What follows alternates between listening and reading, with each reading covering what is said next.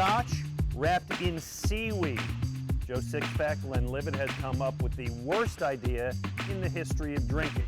What's old is new again. It's beer your grandfather drank, and it's back in town again. My grandfather wasn't much of a drinker, but there you have it. He's Joe Sixpack. I'm Glen Macnow from Tasker's Beer Barn, Route 422 in Exeter Township. This is What's Brewing.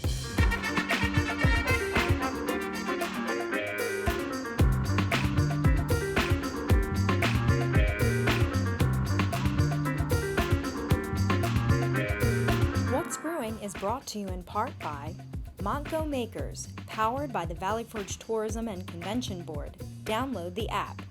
By Visit Bucks County. Follow the Bucks County Ale Trail. Go to visitbuckscounty.com/ale trail to get your passport. And by the Conshohocken Brewing Company, now with 5 locations.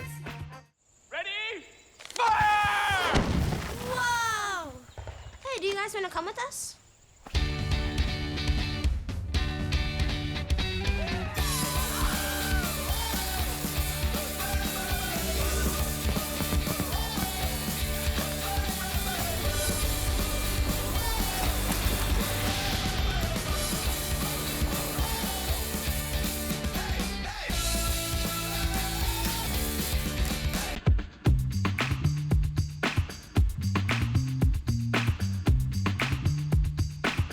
Hey, welcome to What's Brewing, our weekly show where we mostly sit around and drink beer. He's Joe Sixpack, I'm Glen Macnow. Great place today. We're at Tasker's Beer Barn, Route 422, Exeter Township, just east of Reading. Great selection of beers here today. Really? We've already dipped in. Any beer lover coming here would just spend a lot of time looking at all these labels. Right, and so let's talk about some of the labels we want to look at today. We always begin with our beer swap. We're trying to, this year, maybe pay some attention to beers that have been forgotten. Today, brown ales. Right, brown ale is a classic style of beer.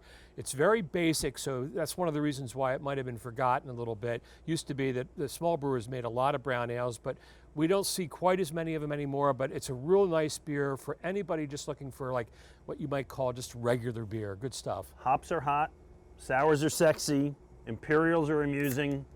Brown ales just taste good. I agree, especially in the autumn. You know, it sort of reminds me of fallen leaves. You can sit back and it's a little bit hardier than something you might drink in the summer, but it's definitely a cool weather beer. All right, well, what'd you bring me? Okay, so I brought one of the local breweries that has made a big thing with brown ale is Moss Mill in Bucks County.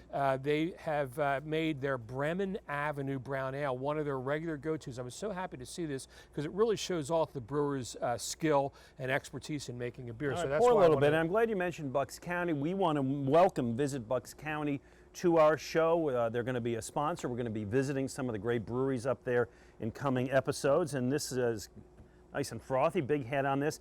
I've always liked brown ales. I mean, from the time I started drinking, and I feel it's a shame that they're tougher to find these days. Well, a lot of beer drinkers that I know of at least got their start with on brown ale with Newcastle Brown Ale.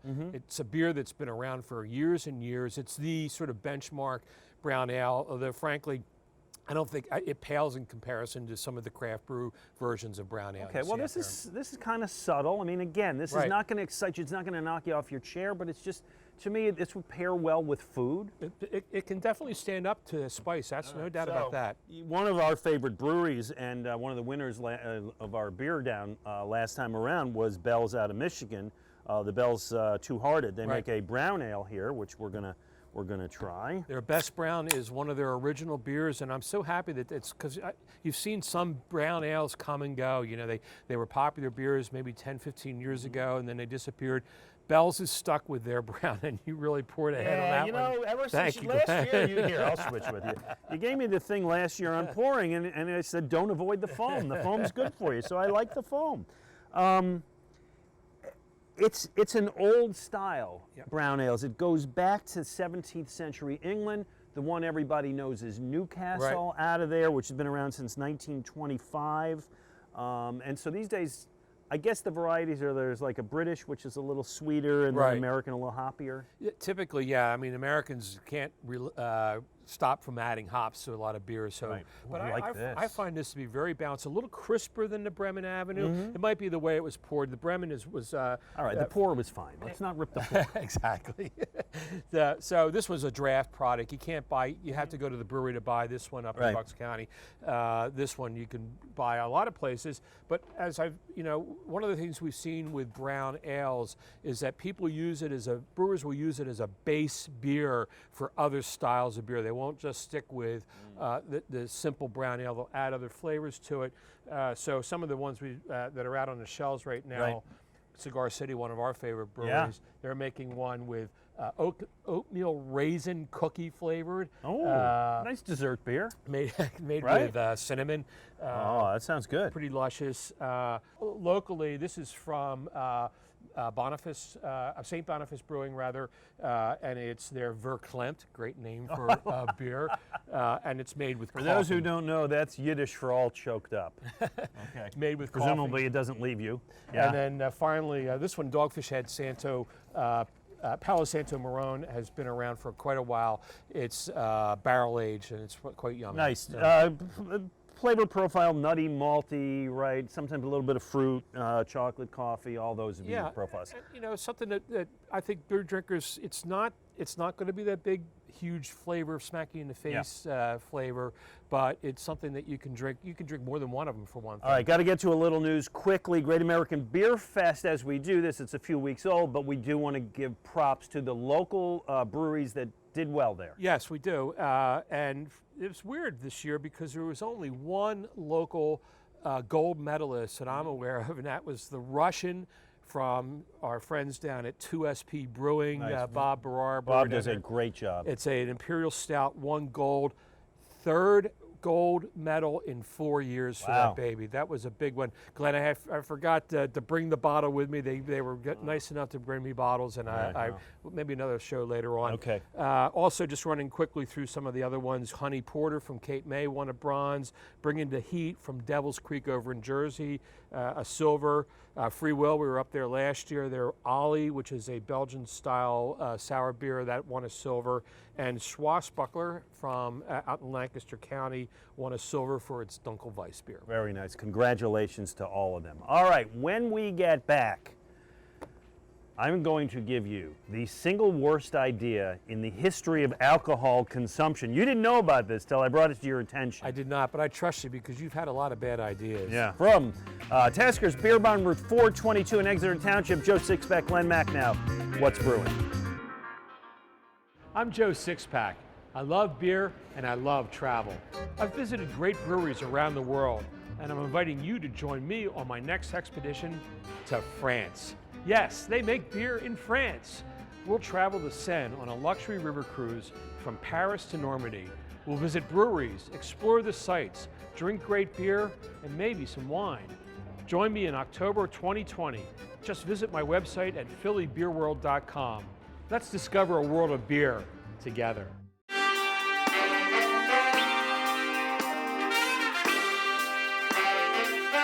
Welcome back to What's Brewing. Joe Sixpack, Glen Macnow. By the way, you can follow him at Beer Radar on Twitter. I'm at Real Glen Macnow on Twitter, and the show is at What's Brewing PA. Very simple. We love to hear from you. Today we are at Tasker's Beer Barn, Route 422, Exeter Township, Berks County. Easy to get to. Great selection.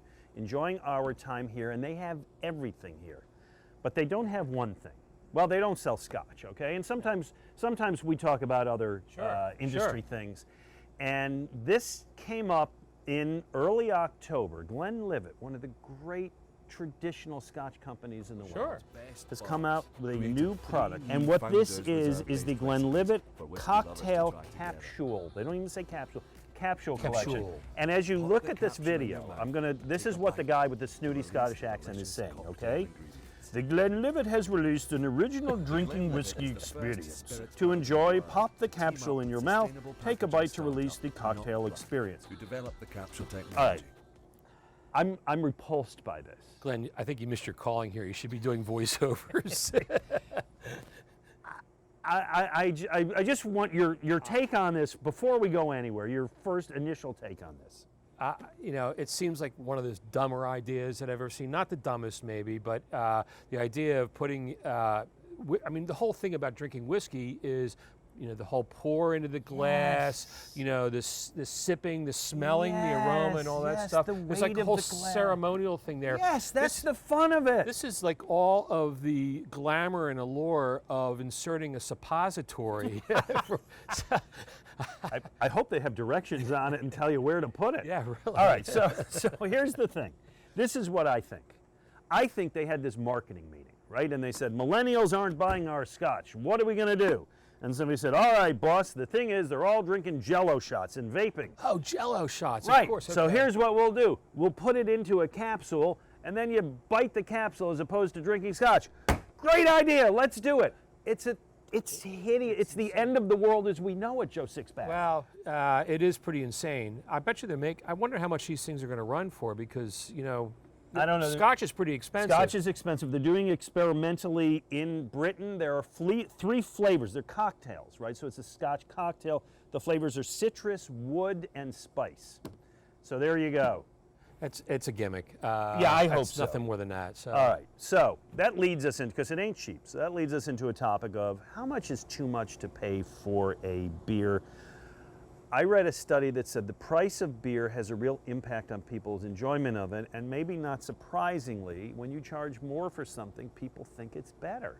Better, So, and likewise, if you charge less for it, it's just something to guzzle. You don't really think that's about right. it. So I paid $10 for this, and it's delicious. Yeah, I well, didn't. I stole it off the shelf. But Exactly. what do we make of this?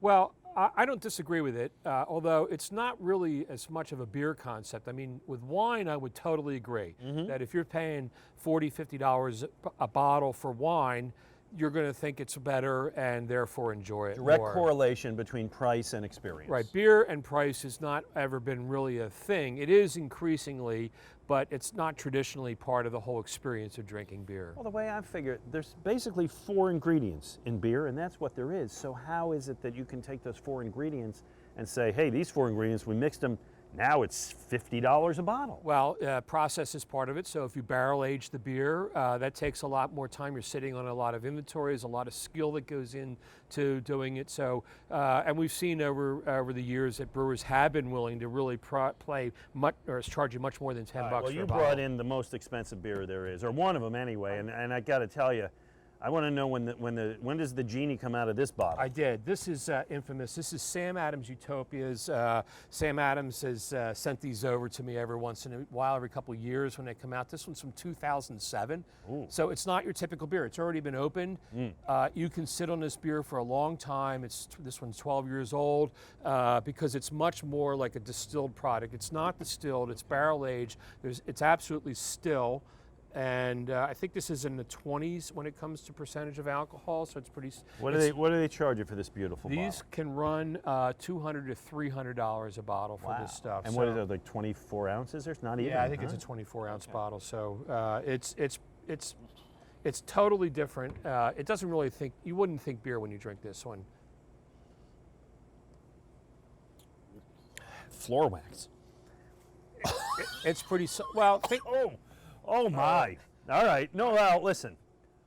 Cognac, late at night. Exactly. That's what I'm having here, That's right? what they're aiming for is turning beer into more of a sipping liquor. Okay. But the thing is, it's really cool about it is, Sam Adams showed you that you can do more with just beer by making this particular thing. It's fun. I mean, I'm making noises, but it actually is kind of fun. Yeah. And yeah, this is what I would have at the end of the night, and it really is to me like drinking a cognac, like a Courvoisier or something. Right. All right, quickly, you got a couple other really expensive beers? One of the things that drives price obviously is the amount, the rarity of the beer. Mm-hmm. So some of these get driven up by price quite a bit, and also the secondary market, people trading these beers. But infamously lately, we've seen Birrificio Le Balladin, which is from Italy, selling a beer at the sticker price of $100 for a half liter. Wow. I haven't had this one. It's a 14% alcohol barley wine. And La Folie from New Belgium, same people make Fat Tire. They've got one out each year called Grand Reserve that goes for $60 a bottle. One of the great things about working with you is I get to try stuff like this. Yeah, in a little plastic cup, mind you. All right, coming up, We're going to talk about everything old is new again. Joe Sixpack has found some great retro beers. As you said, the stuff your grandfather drank. My grandfather drank, what do you call it? Schwizzelig, something like that. Yeah, now I'll figure it out in the next minute. Anyway, we're at Tasker's Beer Barn, Route 422, Berks County. Great selection here. They may not have this, but they got everything else you want for what's brewing. Hi, it's Glen Macnow. You've seen some of our Conshohocken Brewing Company's spots on this show, so I'd like to invite you to come and check them out. You can find us in Conshohocken, Bridgeport, Phoenixville, King of Prussia, and here in Havertown, where I'm enjoying an award-winning Puddler's Row right now. It's one of our year-round core beers, along with Type A IPA and user-friendly Blonde Ale. We've also got exciting seasonal beers, like Blood Money IPA, Philly Vice, and our Unfiltered IPA series. And come hungry. From burgers and wings to salads and small bites, there's something for everyone. Don't leave without trying the amazing cheese curds. The warm weather is here, so you can enjoy yourself on one of our outdoor spaces. And good news, you can find Conshohocken beers at grocery stores, distributors, and restaurants throughout PA, South Jersey, and Delaware. So get yourself to Conshohocken Brewing Company. I'll meet you at the bar. Welcome back to What's Brewing. We are at Tasker's Beer Barn, Route 422, Exeter Township, Berks County. They got everything, and you know, Joe Sixpack, sometimes you just want a nice Yingling. The Chesterfield. Classic. I love Lord Chesterfield. Yeah. Wonderful beer, and actually a great beer to be drinking while we talk about this next segment of beers, which I've called retro beers, old-fashioned beers. So explain this to me, because what you're telling me is that everything old becomes new again. It seems that way. I guess part of it is that there's a real value in the old brands, brands that may be around before we were drinking beer. But Did the world exist?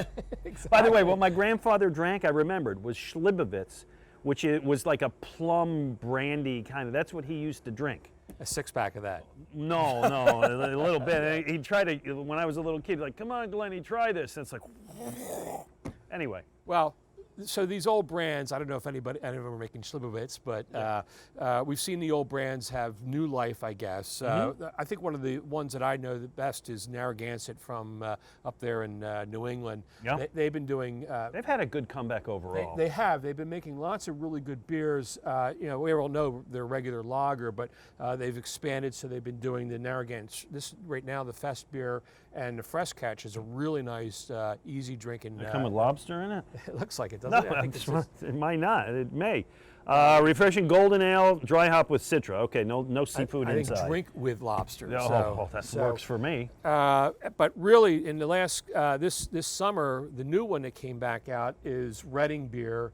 It's actually being brewed by Sly Fox. But Reading beer, we're out in Reading country here. This was a really popular beer until the 1970s. I guess they went out of business in around 70 and 76. And but very, very popular after the. I remember this when I was a very young I just beer like the drinker. whole idea that these ones come back. All right, what else you got? All right, I know that I've got one here, Glenn. I know you've been looking forward to. Pabst, actually, you know, Pabst Blue Ribbon. Everybody was More PBR now. This is drinking the more trendy, as it were. exactly. Well, they've taken their label and they've expanded in a completely other direction with Pabst Blue Ribbon Hard Coffee. The world was demanding this, huh? Apparently. Well, see, here's the thing. Because we've done this on our show over the years. There is the Mike's Hard Lemonade, open that. Then you had the root beer, and then every other sort of grape soda, whatever. Right. Twisted tea. Seltzer was the big thing of this year. So, I mean, what, you know, Why not? Why not? what's left? Hard pasta sauce? I mean, what liquids have we not come to? Juicy Juice. Oh, that's a fine idea. Oh, man. I saw these little mason jars of apple something, Yes. right? You told me stay away from that. I would. Oh my, look at All this. right, so- Yeah, this looks like It doesn't look like our beer. producer Jill said it's Yoo-hoo in a can, in All a right. bottle. Can. Highly caffeinated, I'm going to imagine. All right. It smells like coffee. Oh God, that's horrible. No, it's, you know what, it's like melted syrup. You know Yoo-hoo? I do. I haven't had one for a while. Yeah. So- Or You Bet. You know Foxy's You Bet syrup?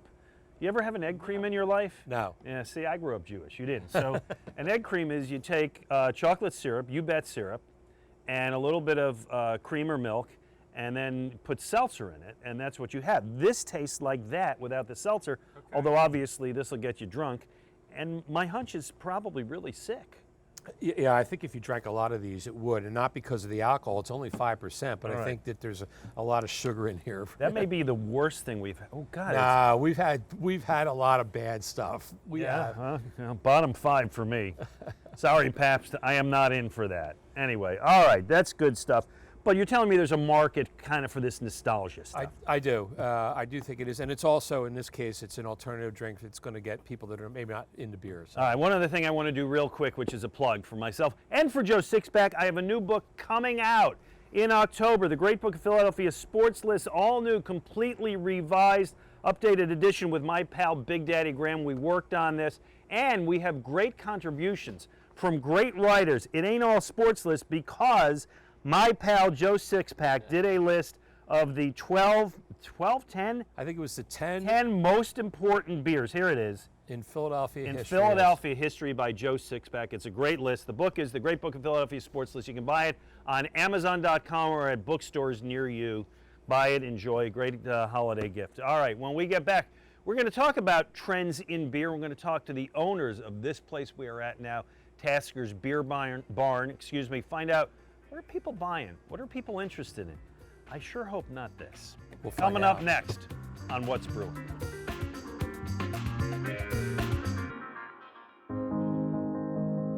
It's a place that inspires the dreamers,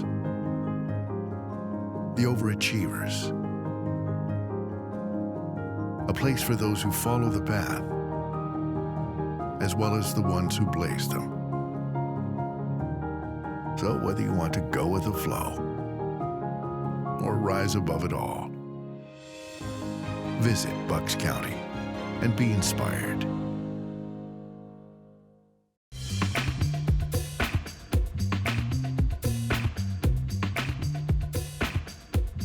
Welcome back to What's Brewing. We are at Tasker's Beer Barn, Route 422 in Exeter Township, Berks County. We are joined by owner of this here establishment, Tom Tasker. Thanks for having us out today, Thanks for man. coming out. We really appreciate it. Tell us just a little bit about how you got started here, this place. You got a great selection here, by the way. Well, I've been working basically in the industrial field for decades, and my wife wanted me to do something different, so I'm home more often, and here I am. Beer. I like beer, and Beers. it works out good. So you started a beer distributor because you got kicked out of your own home? Is that what you're telling us here? It was getting close. Let that be a lesson to everybody.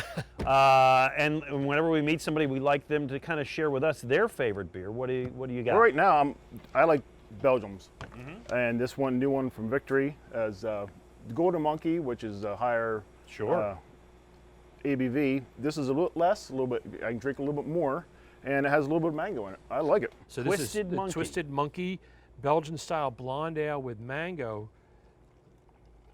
I haven't had this yet, actually. Is that right? This has You been haven't out for had about this. a year, and I've not had this one. I'm a big fan of Victory, and this is one of their new products. Yeah, I've liked the Golden Monkey for a long time. It's nice to see them do a little bit of a spin on that. So this gets us into a question that I want to ask both you, Tom, and Joe Sixpack, which is kind of trends in beer sales. They just had the Great American Beer Fest in Denver, and they asked brewers there, what would you like to see more of?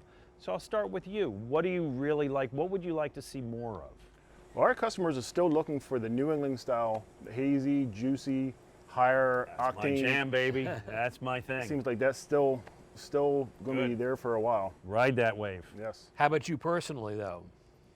I'm not really into the hoppy stuff, bitter stuff. I like the Belgiums, lagers, some of the Pilsners that are coming out are pretty neat. So what were the ones that the styles that you So heard here's out what of the brewers GABF? said. Right, they asked brewers at the Great American Beer Fest, what would you like to see more? And here's the styles they said. Clear IPAs. I'm not even sure what that is, but Oh, I no, guess we not talked- hazy is what that is, an right? IPA that's like the old school IPA. Yeah, okay, yeah. all right. Classic pale ales, dark lagers, ESBs, which you know I like. Conchi Brewing makes a really fine ESB. I would love to see more of those.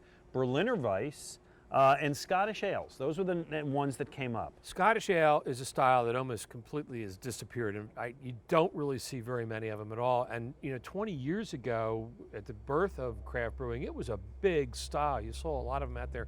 But it sounds like brewers are probably a little bit like me. They're going back to some of what we would call those regular old styles of beer. So. Right. All right. One other question I want to ask both of you guys, because this has been a big debate now: the definition of sessionable beers, and it's actually come under a lot of discussion within the industry because there's no set thing, right? It's not like this is sessionable. Well, we've seen a lot of what session IPAs. I'm sure you've got a bunch of them here on the shelves here at Tasker's, but there really is no definition of what style. What is Tom, what is somebody a says to you, "I want something sessionable." What does it mean to you? I look for more of the less hoppy, lower ABV.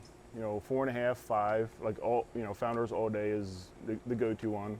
A couple other ones are coming out, like Stone came out with a go-to that's kind of challenging them. So if they put the name in it, then it is by nature sessionable. I guess, although everybody you in say? session is different. I mean, to me, I could make a session out of a 8.5% double IPA, I think. No. It might be a short session. You lead a different life than most people. Is it, would you say it's under 5? Is that kind of a... I guess. I'm not the best person to ask about this because right. I really don't like really light bodied According beers. to the Beer Judge Certification Program Style Guidelines, they threw you out as a member, the suggested strength of a session beer is less than 4%. I don't know, where are you going to find, how many of those you got? England. Not many. Right, not many. All right, this brings us to something that we love doing, which is every year we like to set up brackets and have people tell us their favorite beers. You this year did a terrific field of 32. Right, we don't And, have a session category no, on this one, no. so we went right past that. No, but you have a couple of good ones, including a bracket of sours and tarts. Right, we had a really nice matchup between Dogfish Head Sea Quench, which is sort of a, as you might suspect, a little bit of a salty beer and sour, versus Roy Pitt's Nice Dreams, available in large bottles, hard to find, and the Sea Quench, because it's so popular, I think that did win. I see that hands everywhere. down. The Roy Pitts, I basically had down at Roy Pitt. So that wins, advances to the next round. Good for them. 8 in each, 4 brackets of 8. Then what was the other bracket you The did other this week? bracket is one true to my heart, is the Pilsner bracket. Yeah. Philly's really well known for its Pilsners, and the Neshaminy Creek Trauger Pils defeated Levante Birra di Levante, again, pretty handily. All right, well, there you go. They advance. Make sure you check us out on social media at Real Glen Macnow, at Beer Radar, because we'll put these up really all the time, and we love your votes. We've had some where we've had 300, 400 votes, get a real sense of it, and we love people's participation. We thank you for watching the show. Tom, one of the things I just want to say before we leave is I love that you got the whole family involved here. Yes. It's family business. Couldn't have done it without them. There you go. Big part of this whole process. I think that's great. We've really enjoyed our time here. In fact, so much we're coming back next week. If That'd be that's okay great. with you. All right. He's Tom Tasker at Tasker's Beer Barn, Joe Sixpack. I'm Glen Macnow. Thanks for viewing us. We'll see you next week on What's Brewing. What's Brewing is brought to you in part by Macnow Makers, powered by the Valley Forge Tourism and Convention Board. Download the app. By Visit Bucks County. Follow the Bucks County Ale Trail. Go to visitbuckscounty.com/ale trail to get your passport. And by the Conshohocken Brewing Company, now with 5 locations.